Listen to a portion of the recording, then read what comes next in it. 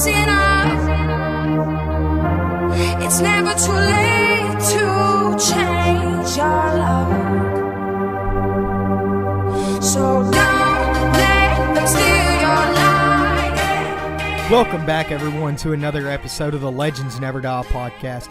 This is your host, Hunter Frugier, and alongside me I have co-host Matt. Frank on the computer as always, and it's just me and Matt today. Dustin's out and Caleb are out. Both are at the Louisiana State High School 5A championship game, Barb versus Sam Houston. I think Barb won the game or is about to win, but those two are out today, so we'll run it quick. We'll start it off with our bold takes as always, and I'll be first to go. Western Conference and Eastern Conference finals are now underway. We have Raptors and Bucks matching up in the East and Warriors and Trailblazers out West. I'm going to start with the East and I'm going to go bold from there. I think the best player in that set of games is going to win it all.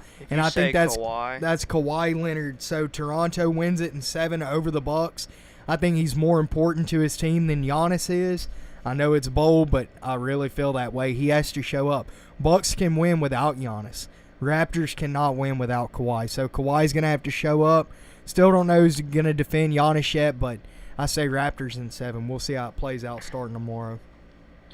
I disagree, but I'm going to go with some baseball. I'm going to say that the Houston Astros will have the MVP and the runner-up MVP in Springer and Bregman. I'm not exactly sure which one it is, but at the pace those dudes are hitting right now, the lineup's so juiced, you can't pitch around anybody, so it's just pretty dangerous over there. All right, I like what you said there, and we'll get into baseball in a minute. Astros are definitely hot right now. Have won 10 of their last 11, 7 in a row once again. They're rallying. Another good double-digit performance tonight with a run scored, a couple more home runs for your MVP candidate Springer, and a lot to talk about there. But first we'll start with the Western Conference Finals, Portland and Golden State. First we'll recap last week, Game 5 through 7 with Houston. Houston dropped Game 5 and 6. Was very surprised because the injury to Durant. Matt had an update on Durant injury-wise. He's going to be out a few games. Oh, he's out Game 1 and 2, and I don't know. They're saying a strained calf, but it looked a lot more serious to me. It looked very similar to an Achilles injury, and I could see Warriors trying to cover it up for as long as possible. It wouldn't surprise me, but we'll see. I think Warriors definitely handle this series. I mean, they just beat the Rockets, and I'm high on the Trailblazers. Me and you both took them to win Game 7 in Denver on the show last week. We were the two on the show that took Trailblazers to win Game 6 and 7. They did so we were right there, but I don't think they have enough in the tank. Even without Durant, I'm still going to take Warriors to win that series. Probably I'll take Warriors in 5, especially if Durant comes back. I don't know. I like Portland, as you said. But I got to agree with the Golden State call. It's either going to be 5 or 6. Lillard might pull one out. McCollum's been balling. Hood could come back. He's been playing huge for him. So you really never know, especially when they go back home. Yeah, I just don't think they're that great on the home. Warriors are a good road team. It's just too much there. It's the same Warriors team that was 73-9 a few years ago, essentially. They're like, oh, Warriors are down 2 all-star starters, DeMarcus Cousins and Kevin Durant. They're like, oh, damn, they got the same team they won 2 out of 3 with. Oh, they're in so much trouble. Warriors are fine. Give me Warriors in 5, like I said. Maybe 6, but I highly doubt it. I think Rockets would have been a much better off in the championship. Would have been a better series there.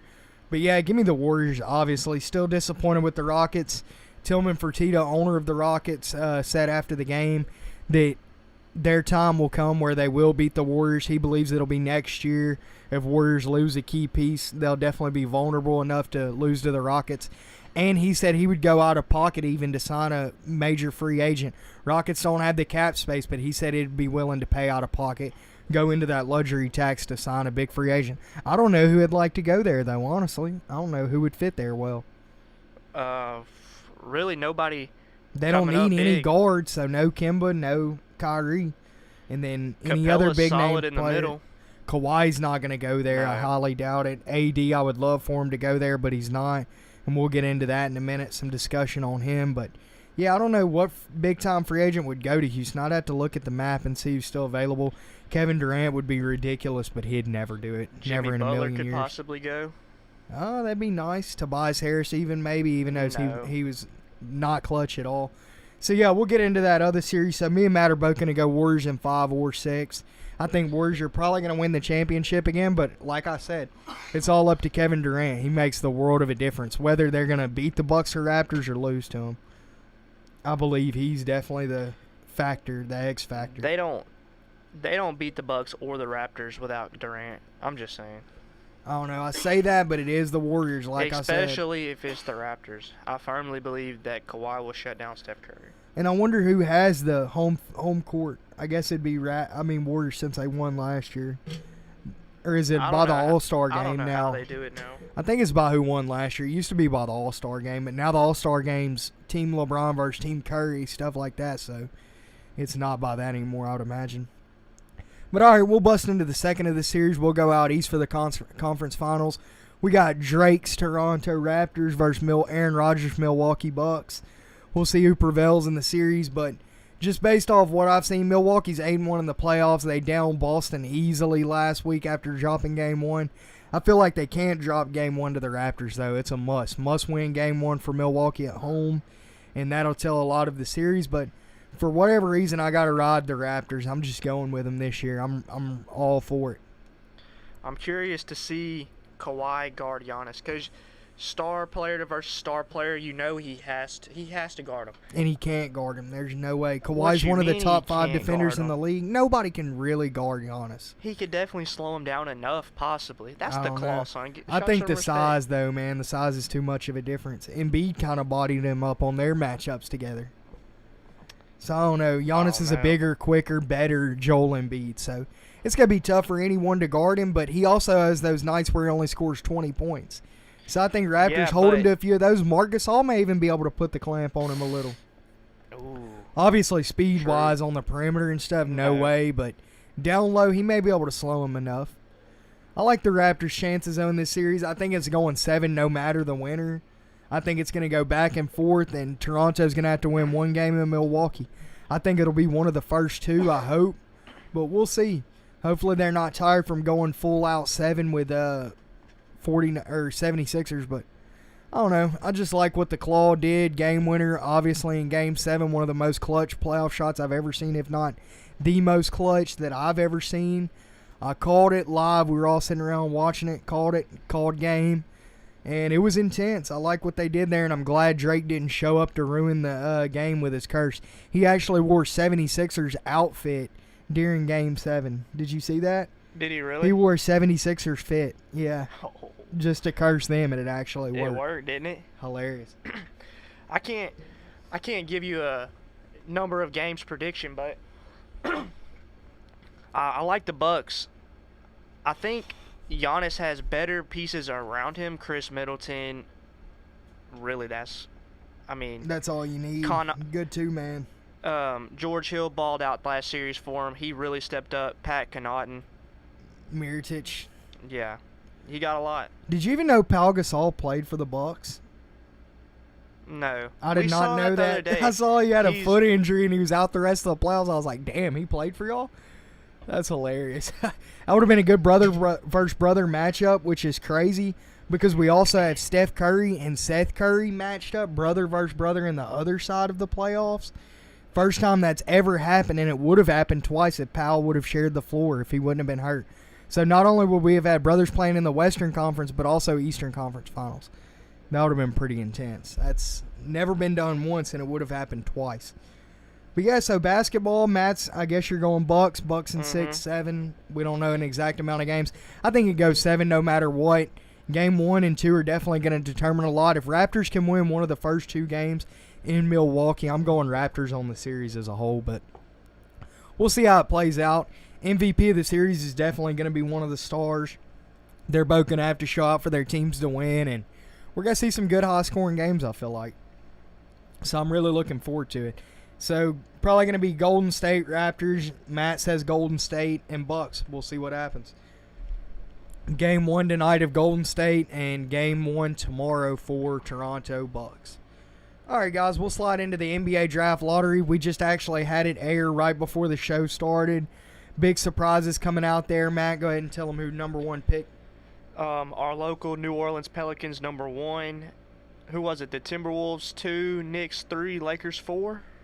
No, 2 was the Grizzlies. Yeah, it was the Grizzlies. I'm trying to pull it up. This just happened while we're live on air, so we're kind of excited for the local team as always. Y'all have heard me rep New Orleans and Houston on the show. New Orleans a tough year. We're most likely going to lose Anthony Davis, but I think it went from about a 99% chance of losing Davis to maybe like a 70, 80% chance we still lose him. He's gone for sure. He's gone 100%, you think? But would you trade him for one of those top 4 picks, Lakers, Knicks, at 3 or 4? Would you make the deal? I don't know. I like what they got. I would try to keep him for whatever, but I'd try to trade him for a player package. I mean, he was the number 1 overall pick when he came out, and he's obviously proven as one of the best 5 players in the league, best big in the league. Him and Giannis probably about the same. But I don't know. I definitely wouldn't trade Davis for just a pick. Hell no. You would have Pelicans to add a player, know what he's worth, You could deal with the 4 or the 3. Yeah, I don't know. I believe that. Lakers with the 4th pick, like we had said, that's a potential landing spot. They could put that in their package, but it's still going to be a ridiculous package. Kuzma, Ingram, and the 4th pick might even not get Zion. Hell no, that's way too much. Might not even get AD. I mean, they were willing to trade more than that last year, so shit. I don't know. This dude's worth gold according to 90% of the league. They put together huge packages for him and been turned down. So let's see. I'm trying to pull up the lottery winners, the lottery picks. We know New Orleans was number 1. Memphis is indeed number 2. The Knicks number 3. So we know the first 3 picks are going to be more than likely Zion at 1. 2 is going to be Ja Morant, of course, and 3 is going to be R.J. Barrett. That's pretty much a lock. So that's a good move for Knicks if they get R.J. Barrett and Kyrie, true point guard, and then another combo guard. They'd have the guard play sealed up, and they sign Durant. Knicks would be, they'd be unstoppable. I feel like the draft really drops off after 3, though. They have the guy from Vanderbilt, Garland, going 4. DeAndre Hunter, yeah. Lakers are going to have to trade this 4th pick. They don't want him, man. That's such a steep drop-off from R.J. Barrett to Darius Garland from Vanderbilt. I don't like that at all. Trade that pick and get rid of whatever. Get rid of Kuzma and Ingram. Dude, Anthony Davis is so worth it, especially if you could sign him to a max contract right away, because he gets a max contract. Supermax. New Orleans could pay him. I forgot how much it was, because he was all NBA so many years, and because he was drafted by the franchise, he could get like the exclusive Supermax, dude, like $300 million to be sealed up with New Orleans for like not even that long, like 7 or 8 years. $300 million. You should definitely stay in New Orleans. Yeah, and now you have Zion Williamson, the number 1 pick. I don't know, man. I heard Rich can talk, his agent from Clutch Sports. He has a good relationship with New Orleans from what I've read, but he wants out of there. But hopefully they could somehow, with this new general manager or president of operations, whatever they got, Griffin is his name, but hopefully he could somehow put together some scenario where Anthony Davis would want to remain a Pelican, but they have no other money to play with when they pay him that Supermax. But you still have him. You would have Zion, Julius Randle. That's your big sealed up. Your center and 2 forwards. You'd be playing with a freaking death lineup there. Huge lineup. And then you'd have Drew Holiday at guard, and then whoever else you could get is your other guard. If they could sign a decent guard, if they had any money whatsoever, and were able to sign someone good like Kyrie or Kemba, New Orleans would be a contender. I feel like Zion's going to be a dog, though. I really do. I feel like he's 100% number 1 pick. Especially if you're losing Anthony Davis. Especially. I think that who they take is going to determine what they do with Anthony Davis, you know? Well, they're taking Zion 100%. All right, no well, way then they're probably going to get rid of Anthony Davis. I mean, he's gone, dude. Like, let's be for real.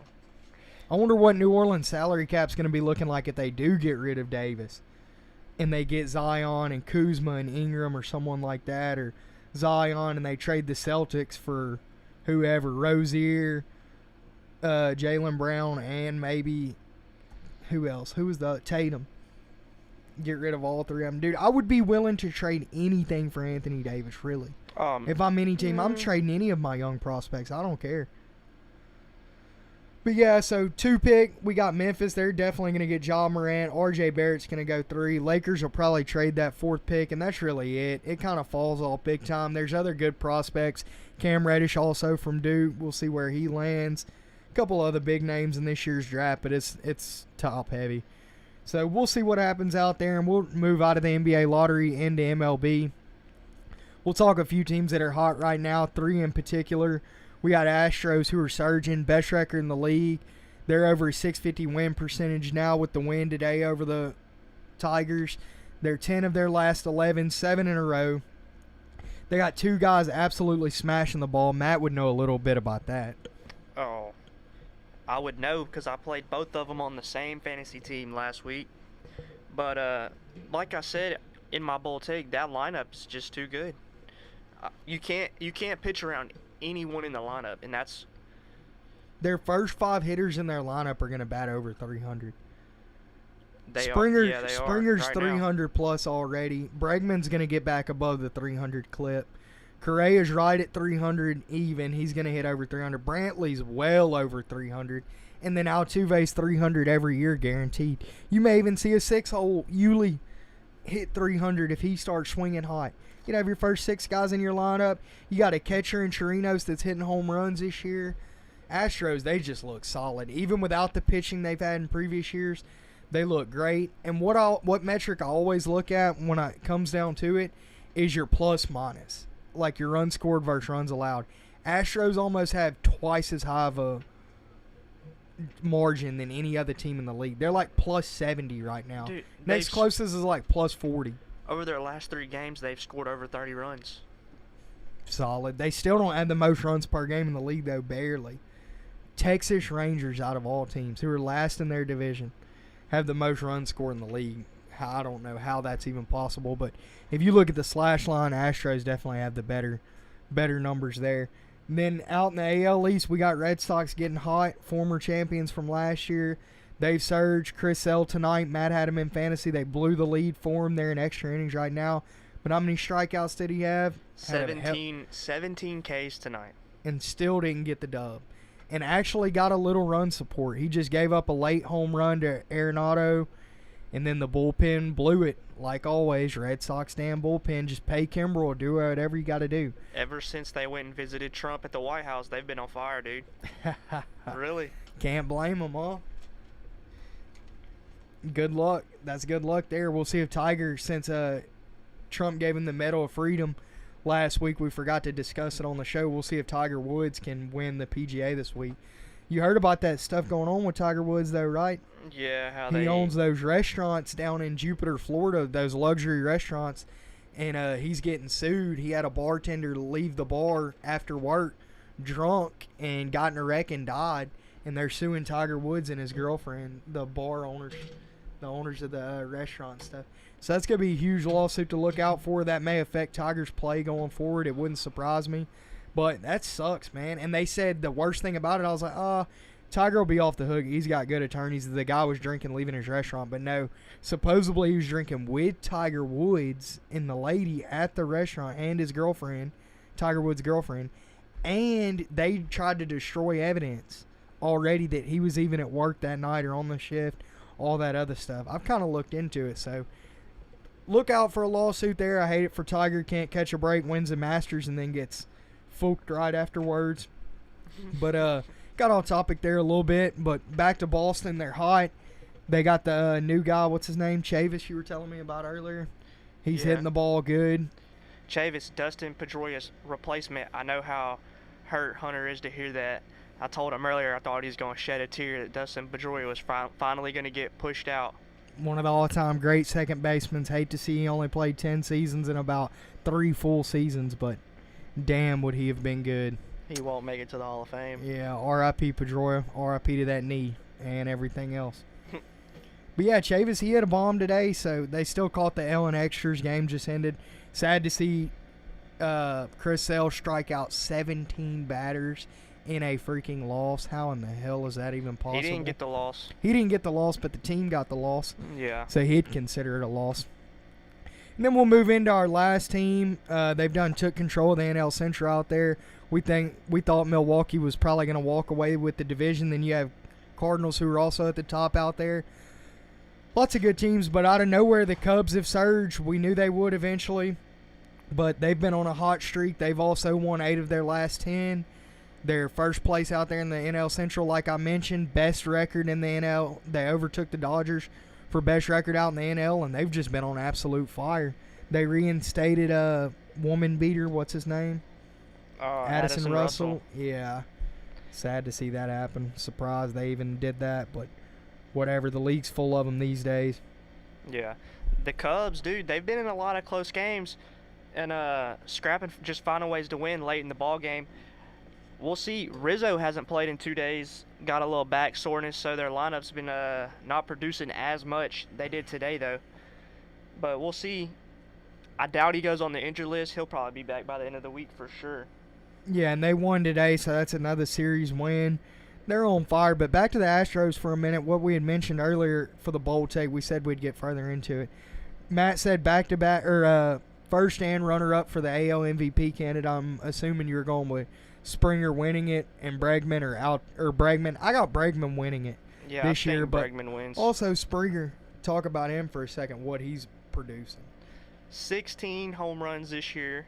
Major league lead now. I think he's tied with Yelich. Yeah, still league leading. AL leading also. Yeah, so he had an inside the park home run today.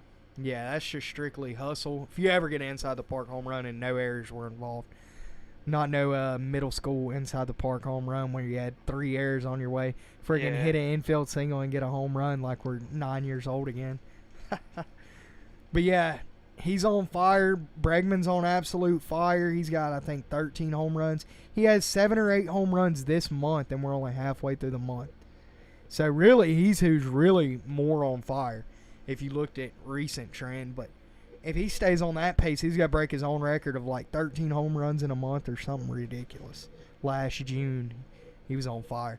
But yeah, look at Bregman winning the MVP out there. I think one of us called it, if not both of us, before the year started. We have 2 fans of Bregman in here and 2 haters usually on the set. So I think me and Matt went with him to win MVP. So looking good right now. I should have took it on the sports book. He was one of the top 5 favorites, but still would have been a good call for sure. I think the Astros need to go get another dominant pitcher. Cole's been a little lackluster this year. Verlander, he started off really, really hot. He's simmered down just a little bit. Peacock's in there. Wade Miley's in there. 2 not too bad of guys, but man, just give Keuchel 1 year, $15 million if you could afford it. Screw it. Get him back in there. Need another lefty for sure. Do they even have a left-hand pitcher? Or go ahead and call up our guy like we talked about last week. Let's see what he got. They got to do something.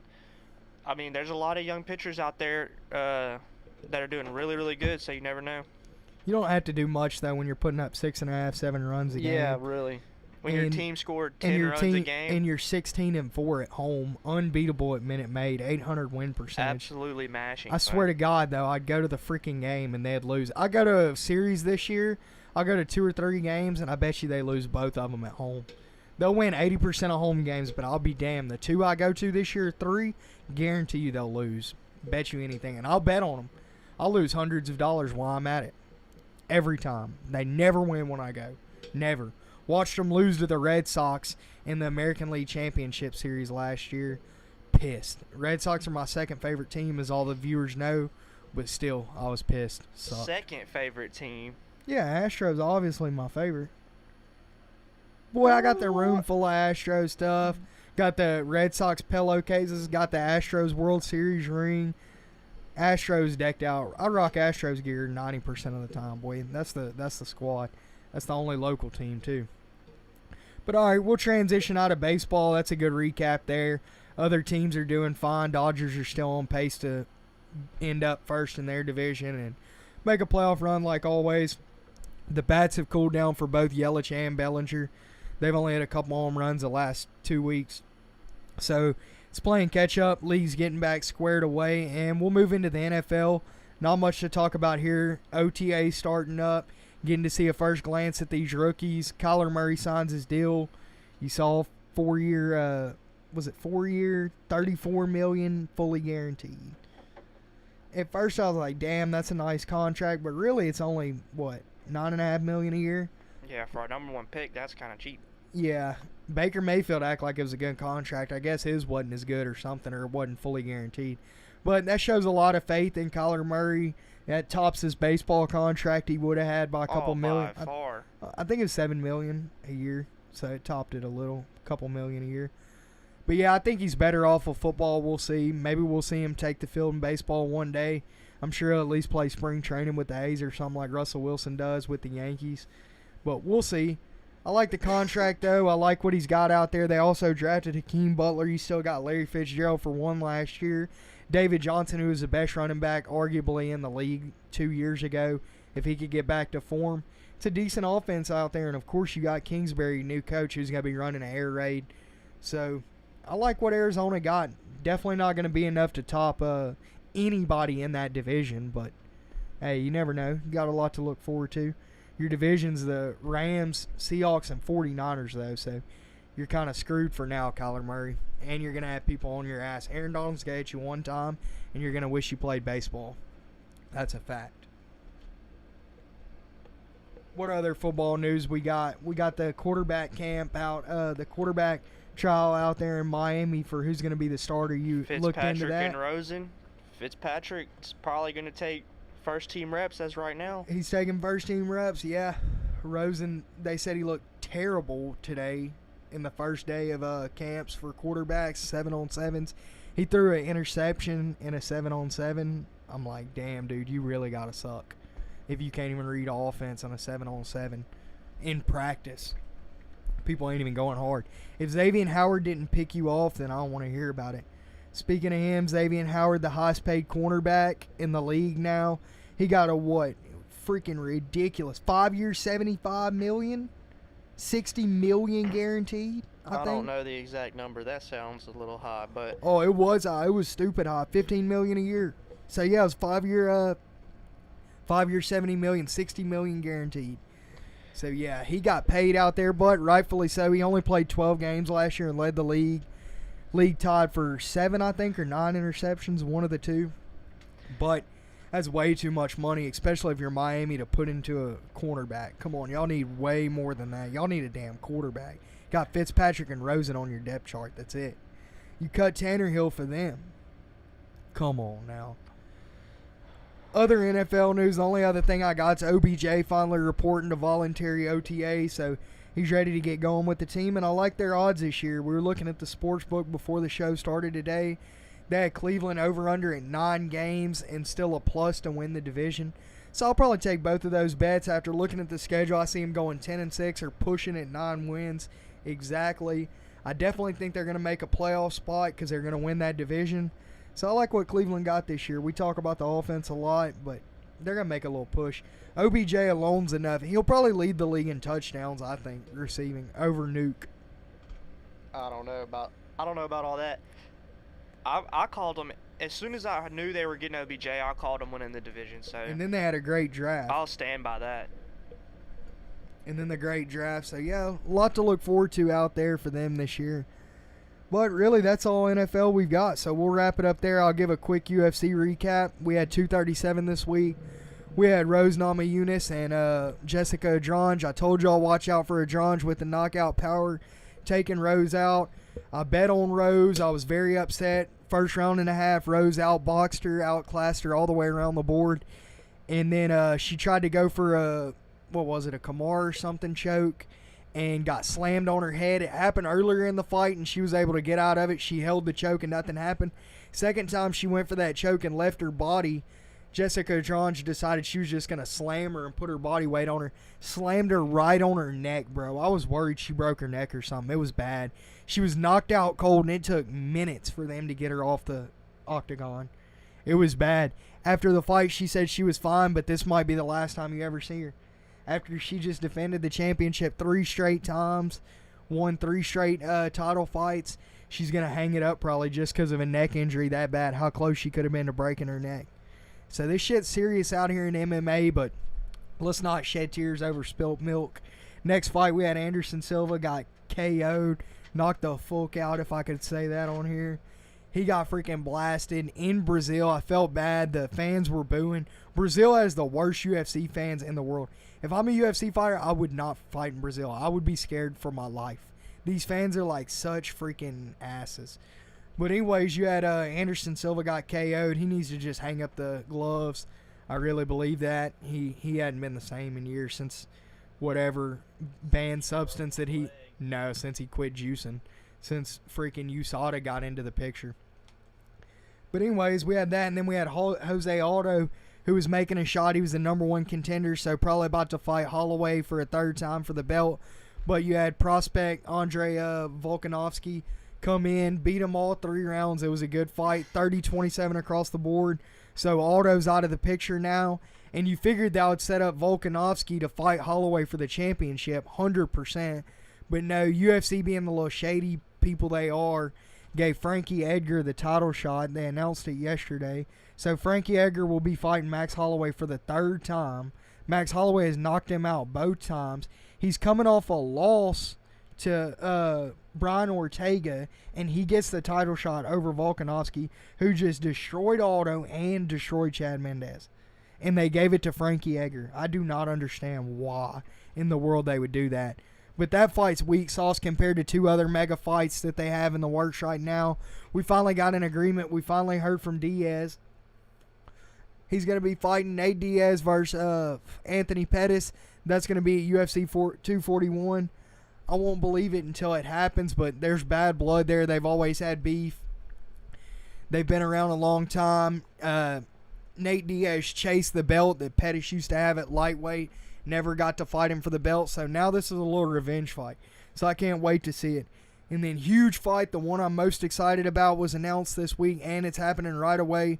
Tony Ferguson was reinstated by the Fighting Commission, so I knew he'd get a chance. I knew the fight was already lined up for Khabib and Dustin Poirier, so he wouldn't get a title shot right off the bat, but I knew when he came back and was reinstated, he was either going to get the McGregor fight or the Cerrone fight or Justin Gaethje, and he got Cerrone. So I couldn't be any more excited. It's a quick turnaround for Cerrone. They're going to fight next, I think it's 2 weeks from now, at UFC 238. So be looking forward to that. You got one of the best fighters in the world right now, in my opinion, Henry Cejudo, 2-weight world champ, going for the 135 strap, coming off the big win versus Dillashaw. He's going to be fighting Marlon Moraes, who's on like a 10-fight win streak. So that's going to be a good scrap. And then you got a good co-main event now with Tony Ferguson and Donald Cerrone. They're both going to get a huge payday, and that's going to be a bloodbath. I definitely see Tony winning the fight. I don't see anybody beating Tony aside from Conor. Maybe Khabib also, but Tony's just a monster. Glad to see him back. Hopefully he comes back good from major surgery. And that's about it on UFC. I think we mentioned Stipe and Daniel Cormier are going at it for a rematch at 241 also. Same card as Pettis that we just mentioned versus Diaz. So that's going to be a good card there. And then DC also announced that he's going to fight 3 more times. Stipe right now, 1 more fight at heavyweight if he beats Stipe. And then he said he wants to fight John Jones in a trilogy. He said his legacy. And he said he's only going to fight him at 205. So definitely look forward to DC John Jones 3 again. Can't wait to see John Jones smash him again. Hate to say it, but it's inevitable. You can't beat John Jones, man. You'll be the second best ever. Alright guys, and we'll wrap it up there. We'll give a quick shout out to our sponsors before we leave. First off, Legend Gear and Apparel. Go check them out at legendgear.co. You got to check these guys out. All kinds of stuff over here. Watches, sunglasses, bags, phone cases, wallets. Speaking of, I had to order a new wallet off the site yesterday because my dog chewed mine up. Got on the site, looked at them. They had a wallet that also doubled as a phone case. Had to get it because my phone, I stay breaking it, so I hit 2 birds with 1 stone. Got the wallet case, only $20. This thing's nice. So go check them out at Legend Gear and Apparel on Facebook and Instagram, legendgear.co. Use discount code LND10 for 10% off. And go check out our other sponsor, Legend Woodsman. Legend Wooden Artifacts at legendwoodsman.com. Great stuff over there. Nice custom wooden artwork. Anything woodworking wise, go check them out. Custom orders, anything, and that's at legendwoodsman.com. So go check out both our sponsors. Check out the podcast on the YouTube channel, SoundCloud, iTunes, anything really at Legends Never Die Podcast. We'll see you guys next week. It's forever.